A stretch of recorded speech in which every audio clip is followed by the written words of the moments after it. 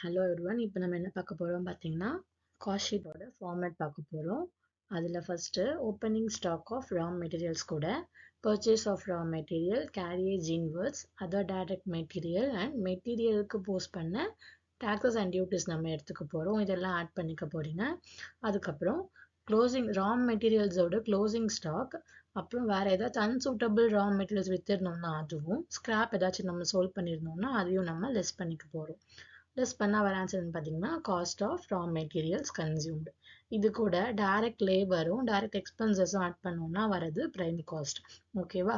இந்த ப்ரைம் காஸ்ட்க்கு நம்ம மொத்தம் 3 எக்ஸ்பென்சஸ் ஆட் பண்ண போகிறோம். என்னென்ன அப்படின்னு பார்த்தீங்கன்னா, office over head, factory over heads and selling over heads. இப்போ நம்ம ஃபஸ்ட்டு பார்க்க போகிறது ஃபேக்ட்ரி ஓவர் ஹெட்ஸ் பார்க்க போகிறோம். அதாவது ஃபேக்ட்ரியில் நடக்கிற எக்ஸ்பென்சஸ் எல்லாமே நம்ம ஃபேக்ட்ரி ஓவர் ஹெட்ஸ் அப்படின்னு சொல்லுவோம். அதாவது இந்த பொருளை நம்ம மேனுஃபேக்சர் பண்ணுற இடத்துல நடக்கிறது எல்லாமே. ஃபார் எக்ஸாம்பிள், அந்த அந்த பொருளை உற்பத்தி பண்ணுறதுக்கு யூஸ் பண்ணுற எலக்ட்ரிசிட்டி, லைட்டிங், அந்த ரூமோட ரெண்ட்டு, இது எல்லாமே தான் உங்களுக்கு ஃபேக்ட்ரி ஓவர் ஹெட்ஸில் வரும். என்னென்ன இருக்குன்னு பார்ப்போம். இன்டைரக்ட் மெட்டீரியல் கொடுத்துருக்காங்க, indirect wages, factory rent and rate, factory lighting, power and fuel, repairs and maintenance, drawing office expenses, depreciation on plant and machinery. அதாவது ஃபேக்ட்ரியில் இருக்கிற மிஷினரி அண்ட் பிளான்ட்டோட டெப்ரிசியேஷன் நம்ம எடுத்திருக்கோம்.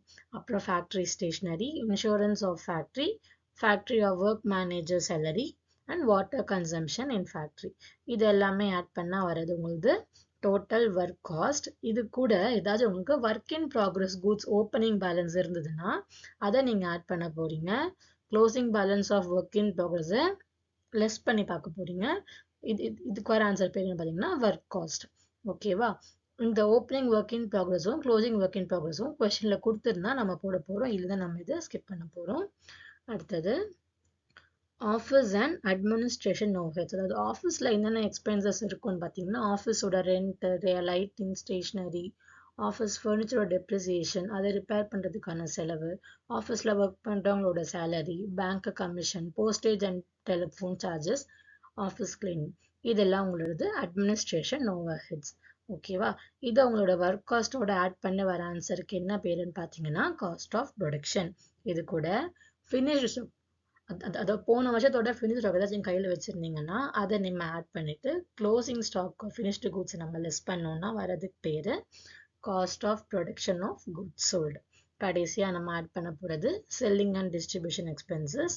இதில் இருக்கிற salesman salary, commission, advertisement charges, showroom rent expenses, travelling expenses, warehouse rent, வேர் ஹவுஸில் இருக்கிற staff salary, depreciation on delivery வேன்ஸோட டெப்ரிசியேஷன், கேரியேஜ் அவுட்வர்ட்ஸ், இதெல்லாம் ஆட் பண்ணோம்னா உங்களுக்கு வர ஆன்சருக்கு பேர் காஸ்ட் ஆஃப் சேல்ஸ். ஓகேவா? இது கூட உங்களோட ப்ராஃபிட் பர்சன்டேஜ் கொடுத்துருந்தாங்கன்னா அந்த பர்சன்டேஜ் போட்டு வர ஆன்சர் தான் உங்களோட சேல் வேல்யூ. இதுதான் ஒரு பேசிக்கான காஸ்ட் ஷீட்டோட ஃபார்மேட். ஓகேவா? இதில் நம்ம இந்த க்ளோசிங் ஸ்டாக், ஓப்பனிங் ஸ்டாக் இல்லாமல் சம்ஸ் பார்ப்போம். க்ளோசிங் ஸ்டாக் வச்சும் நம்ம சம்ஸ் பார்க்க போகிறோம். ஓகேவா? So hope you all have understood the chapter. Thank you.